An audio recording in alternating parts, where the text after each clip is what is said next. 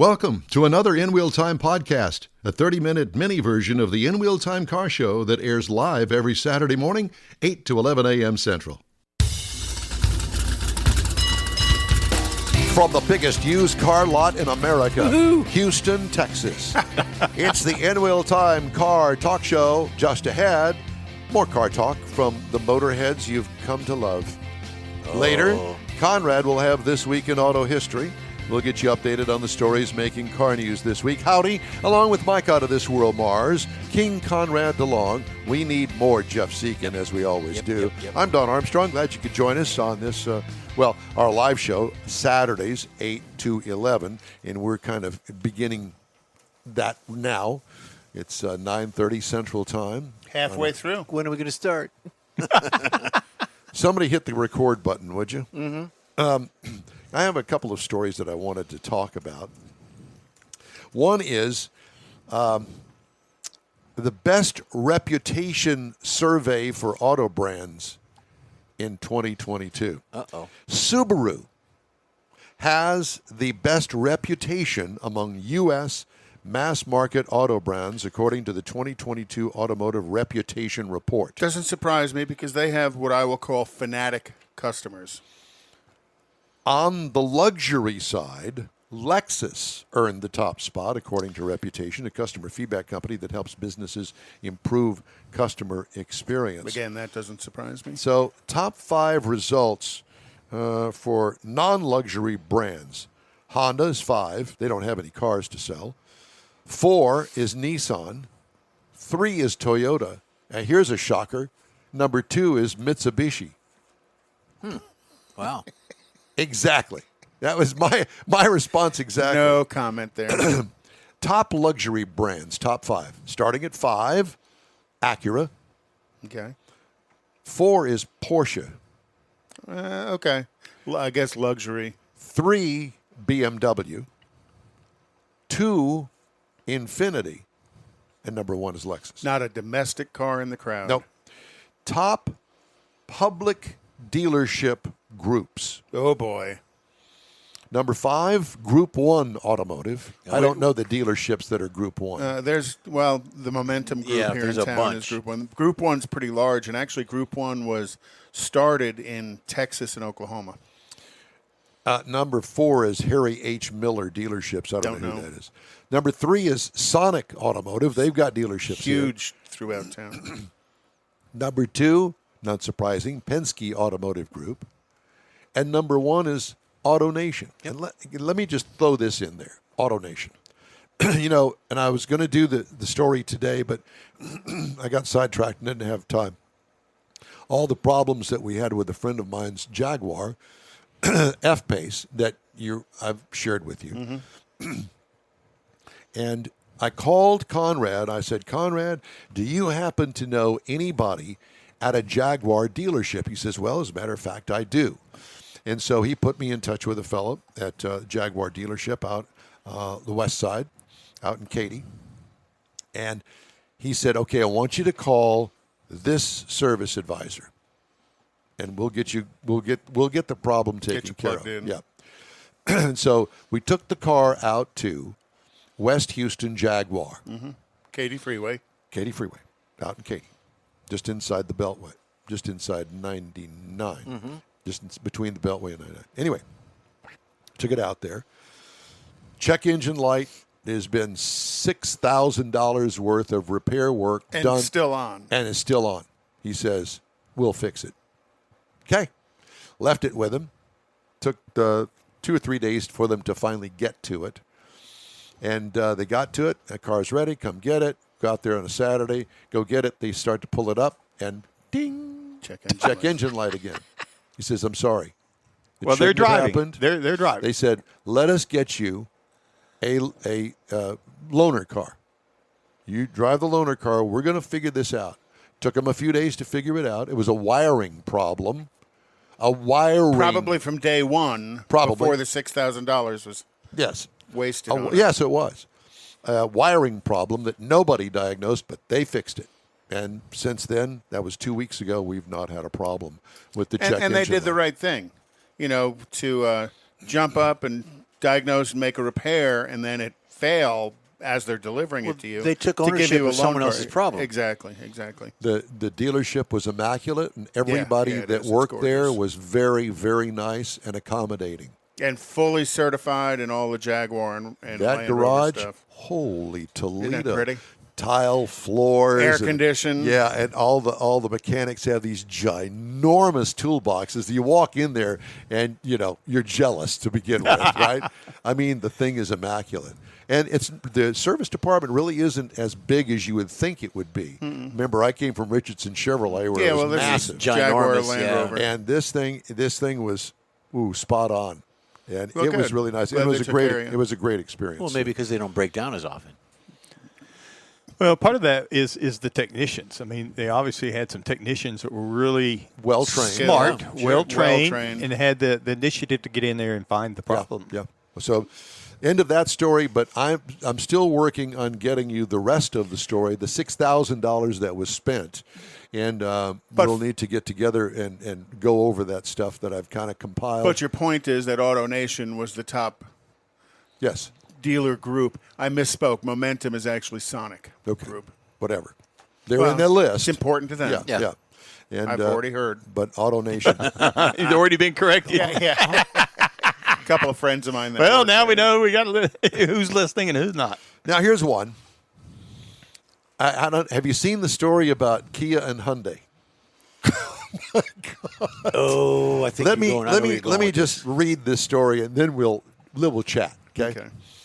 15 class action lawsuits have been filed against Hyundai and Kia after online videos showed how easy it is to steal some of their vehicles, setting off a frenzy of car theft and creating a headache for the Korean automakers. TikTok. If anyone doubts the power of social media, consider the windstorm of legal headaches Hyundai and Kia now facing over the design of their steering columns. The two Korean brands are named in 15 class action lawsuits filed by vehicle owners in 14 states who claim cars and crossovers spanning several model years, totaling millions of vehicles, are unsafe because they can be hot-wired too easily. The suits allege the vehicles are defective because they lack an immobilizer, an anti-theft device that prevents the car from being started without a key fob. List of affected Hyundai vehicles is long. It includes certain trim levels of Accent, Elantra, Elantra GT, Sonata, Veloster, Venue, Kona, Tucson, Santa Fe, Santa Fe Sport, Santa Fe XL, and Palisade vehicles in the 2016 through 2021 model years. Vehicles with a push-button start are not impacted. This issue primarily affects models with turnkey ignitions, according to a spokesperson. In the column. Another spokesperson estimates that in the U.S., the total number of affected vehicles is about 10 million. Oh, gosh. If the cost to install an immobilizer is $500, that is a $5 billion recall. Oh, my God. That is ugly. But you know whether you have to stick the key into the ignition and turn it. If your car is one of those that I mentioned, then you run the risk of having it stolen easily. Because of a TikTok video. Because of a TikTok video that shows you how to do it. You bust open the steering column and you stick in a USB cord and boom, you can get into it. Shows you how to do it. Here's how to steal the car. Yeah, it's like the you'd watch the old TV shows of the guy would break in the car and he'd get under the steering column and click these two wires together and drive away. Right. That's how simple it is to do this. Yes. It is truly.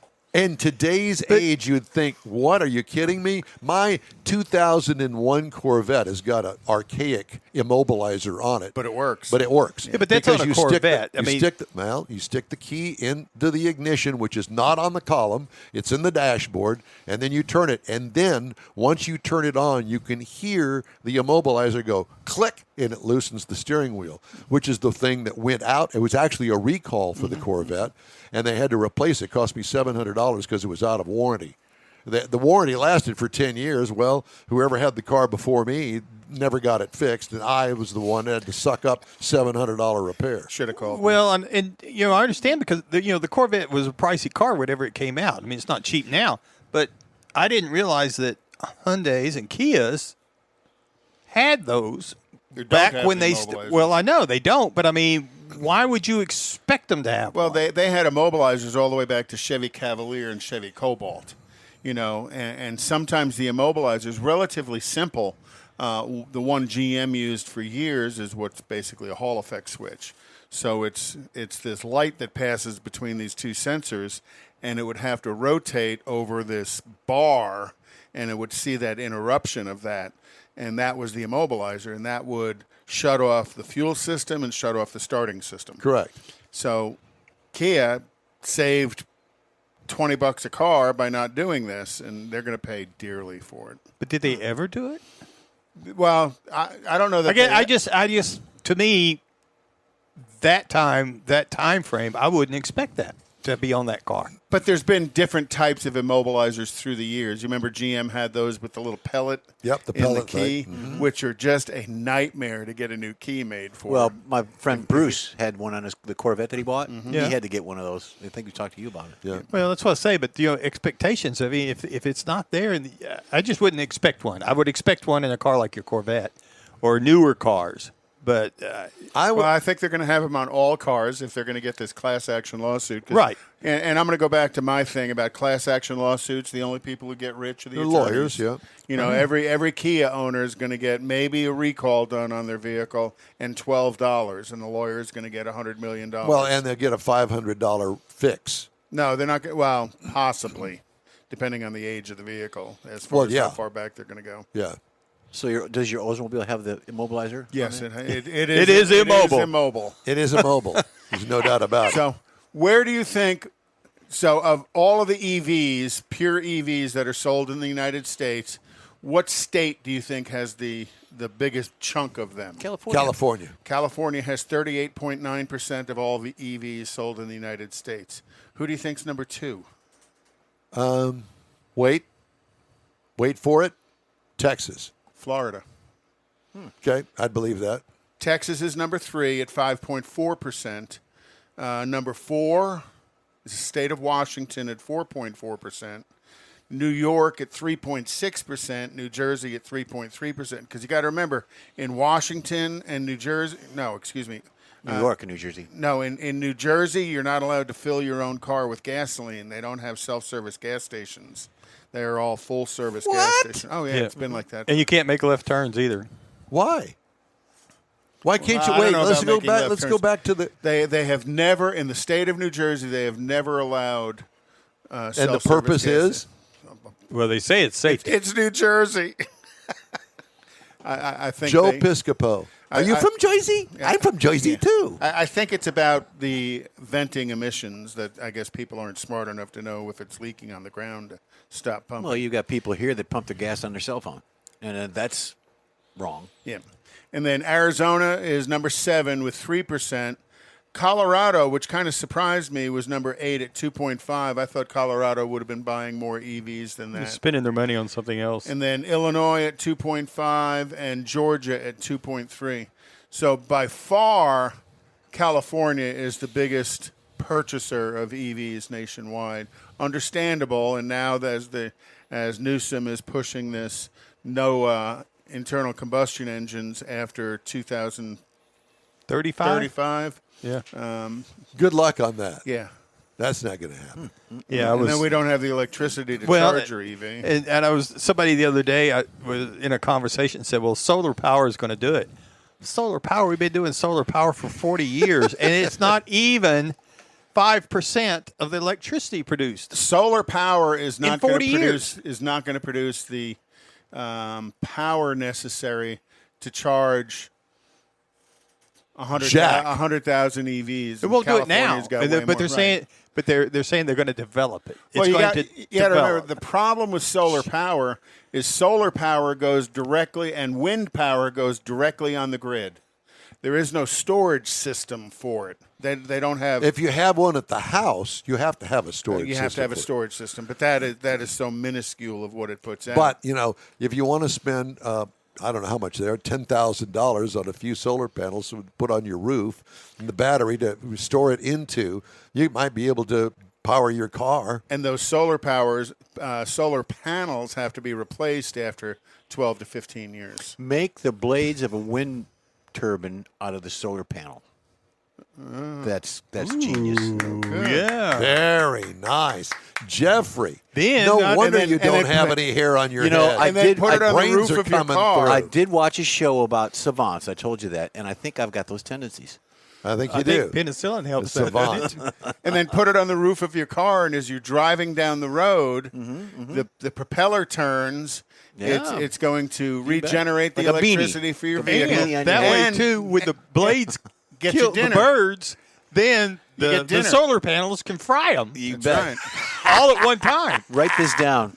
We're taking it. You Hey, Buzz. taking it on you've the road. Call smoked us. something in your life, I can tell.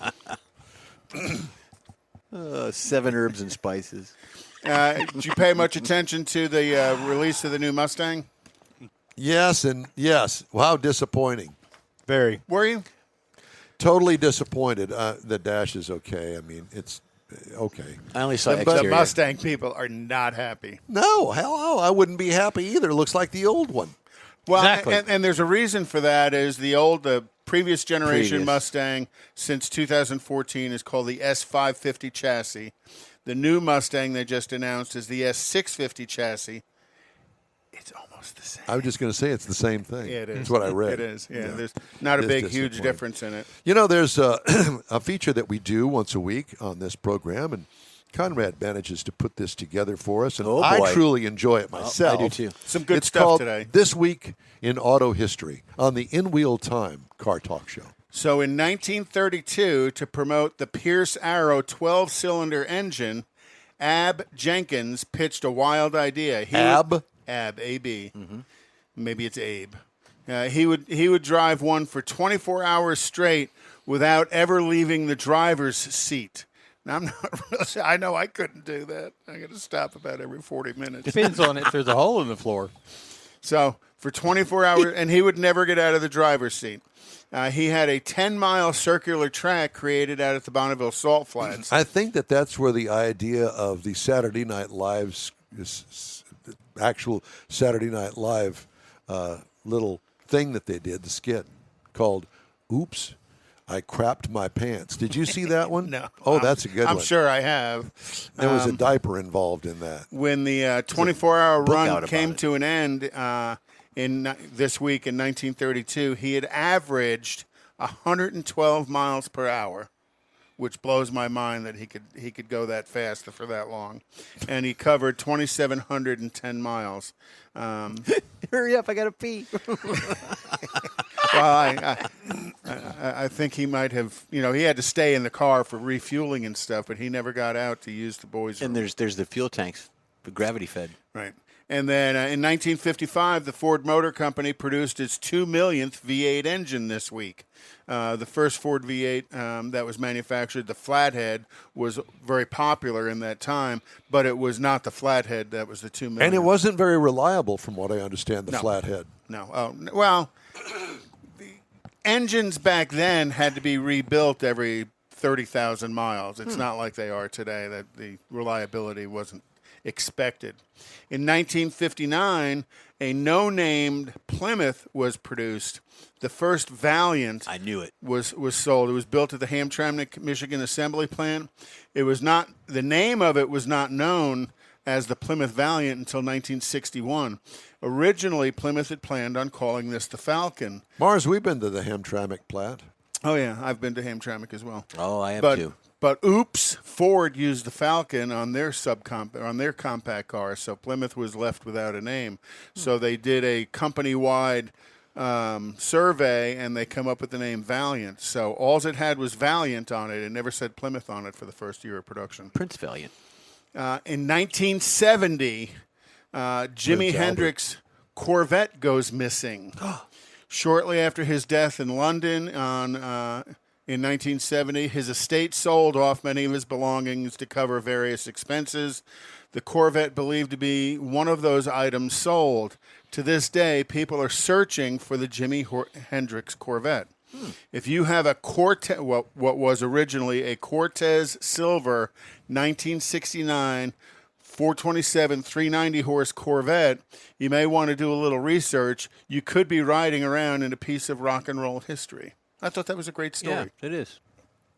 So I don't have one, so I just thought it was a great story. In 1978, Artie Cunningham, you remember who Artie Cunningham was? Yeah. Remember who Artie was? Yeah. Yeah. Artie Cunningham, no, not from Spit it Happy out. Days. He buys a 1958 Plymouth Fury called Christine. Another one of those movie connections. In 1979, legendary Lee Iacocca makes a comeback after being fired from Ford. He was elected chairman of the failing Chrysler Corporation, and truly, Lee Iacocca saved Chrysler. Single-handedly with He the did. minivan. Right. Well, K-Car.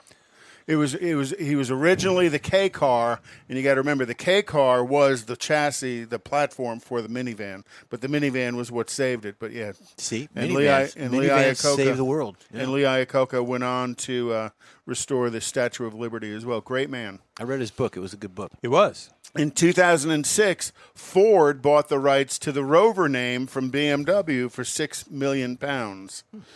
Ford never branded a car for Rover. They were still building cars, but it wasn't. Ford never got involved in making one. And I thought, what an odd grouping of Ford and Rover together.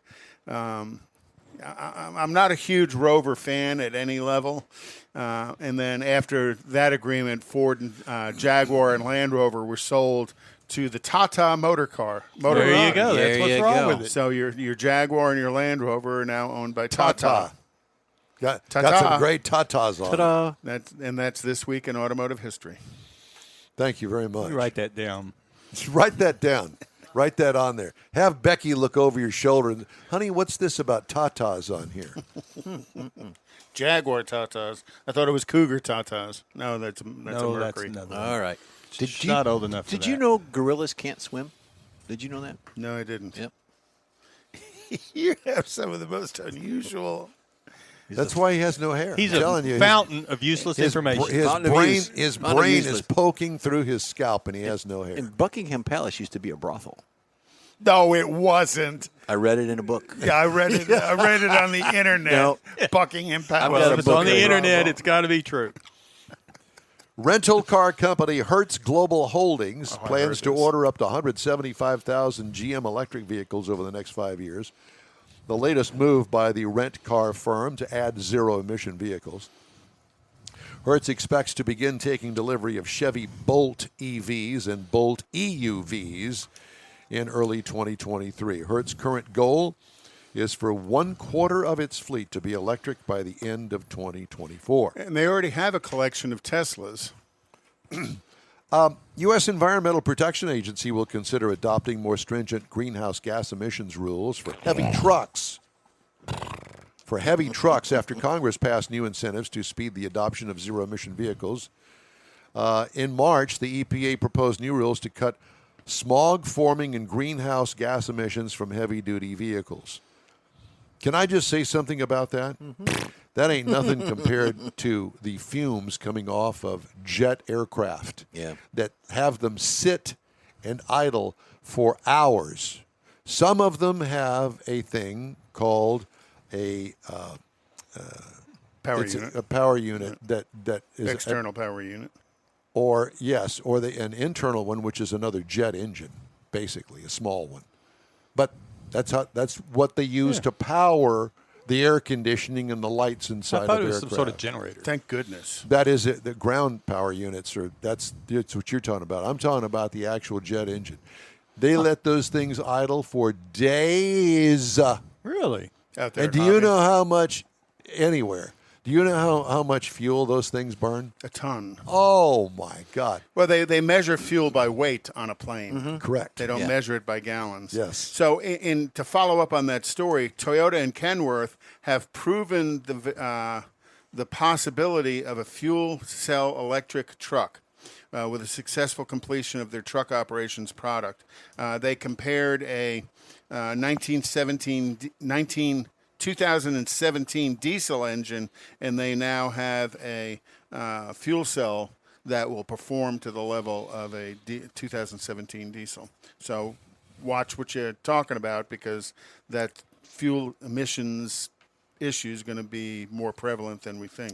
More than a dozen automakers, including Toyota and Nissan, have signed up with a platform for patent licenses from 51 tech companies, aiming to simplify access to wireless technology and avoid costly legal battles. Conflicts have stemmed in part from different views among car makers, suppliers, and tech firms over who should shoulder the cost of licensing.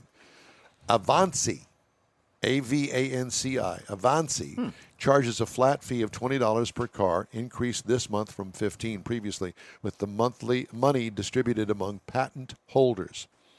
It's that whole patent thing. Well, I was there first, I should get all of the money. Well, you were there partially. It's this whole patent thing between the automakers and suppliers. And it goes back to the 50s and 60s with intermittent wipers and the guy that got screwed out of all of that. Yeah. The new signings, which also include Renault, Stellantis, Honda, mean 80 to 85% of cars with 2G technology or higher are licensed through the platform. The model allows car makers to avoid the battles over royalties that took place between smartphone makers such as Apple and Samsung and telecoms companies who negotiate one-on-one for licenses. It's a big deal. It's a big deal. And it's a big deal. Big deal. You'll never know it, but you're paying for that, and you've paid a lot more, and hopefully with this conglomeration of car makers and suppliers joining the club, as it were, it will not add more to the cost in years to come. Remember a couple of weeks ago, probably about 6 weeks ago, we had the guy on from Dodge talking about this final run of vehicles, the last call models of the Challenger. Well, they've introduced the 2023 Challenger Black Ghost, paying homage to a similarly named model Challenger that ruled Woodward Avenue back in the 70s. Very nice. nice. I thought that was pretty cool. Yes, very. Time now for a quick break, but we'll be right back. You're on the In Wheel Time Car Talk Show on iHeart Radio. Starting to work on your Christmas calendar? Be sure to add the next Tailpipes and Tacos Cruise-In Saturday, December 17th. You'll want to attend Tailpipes and Tacos Christmas Edition at the Loopy Tortilla in Katy, 8 to 11 a.m. It's the only place cruisers compete for Loopy's Chili Pepper trophies and other prizes. There's no charge to enter your vehicle for Best Hot Rod, Best Classic, or Best Modern Classic. Tailpipes and Tacos is Houston's coolest and most unique cruise-in, and is your opportunity to see the best hot rods, show cars, classics, and resto mods, and get Loopy Tortilla breakfast tacos with adult beverages. There's no entry fee, and cars will automatically compete for those much sought-after custom Loopy trophies and other prizes. It happens at the Loopy Tortilla Tex-Mex in Katy on the Grand Parkway at Kingsland Boulevard, just south of I-10. It's the Tailpipes and Tacos Christmas Edition, Saturday, December 17th. The In Wheel Time Car Talk Show will be there too. Celebrate the Christmas season with friends and family at Tailpipes and Tacos. Saturday morning, December 17th, 8 to 11. We'll see you then, weather permitting. Gulf Coast Auto Shield is having a car social. Saturday, October 15th, 9 to noon. It's a cruise-in like no other. Expect Ferraris, Lamborghinis, Porsches, Corvettes, and Shelby Mustangs. Get social at this first ever event. You'll also see Gulf Coast Auto Shield's private workshop. Questions are welcomed. Gulf Coast Auto Shield is easy to get to at 11275 South Sam Houston Tollway near West Airport Boulevard, just south of the Southwest Freeway. Car Social takes place Saturday, October 15th, 9 to noon. Tell your friends, bring your car, and enjoy this rare opportunity to see Houston's finest rides. You'll also learn about nano-ceramic coatings, ExoShield for your windshield, and Expel window tint, among others. The In Wheel Time Car Talk Show will be there too. Join us for Car Social at Gulf Coast Auto Shield Saturday, October 15th, 9 to noon at 11275 South Sam Houston Tollway, just south of the Southwest Freeway. Visit gcautoshield.com to see the show flyer and all the details. The In Wheel Time Car Talk Show is now part of the iHeart family. Now you'll have access to 24/7 Car Talk anytime you need a fix. Just download the iHeart Radio app and ask for In Wheel Time Car Talk, and there we are. Be sure to save us in your iHeart library for instant access. No matter where you are, you have the best Car Talk Show right on your PC, laptop, or mobile device and never have to worry about finding us again. Of course, you can always get access to our video and audio streams via InWheelTime.com and your favorite podcast channel, and all of this is free to you. From the iHeart Radio app, you'll not only hear our Saturday morning live show, but the best shows of the past, updated weekly. Never miss a minute of up-to-date new car reviews, pre-owned reviews, Konrad's Car Clinic, informative interviews, automotive news, and the most fun car talk show on the planet. Just download the iHeart Radio app, search for In Wheel Time Car Talk, save it to your library, and with a tap of the icon, you'll be in touch with your favorite Car Talk team. In Wheel Time Car Talk, streaming now on iHeart.com/In Wheel Time Car Talk. That's it for this podcast episode of the In Wheel Time Car Show. I'm Don Armstrong, inviting you to join us for our live show every Saturday morning, 8 to 11 a.m. Central on Facebook, YouTube, Twitch, and our InWheelTime.com website. Podcasts are available on Apple Podcasts, Spotify, Stitcher, iHeart Podcast, Podcast Addict, TuneIn, Pandora, and Amazon Music. Keep listening, and we'll see you soon.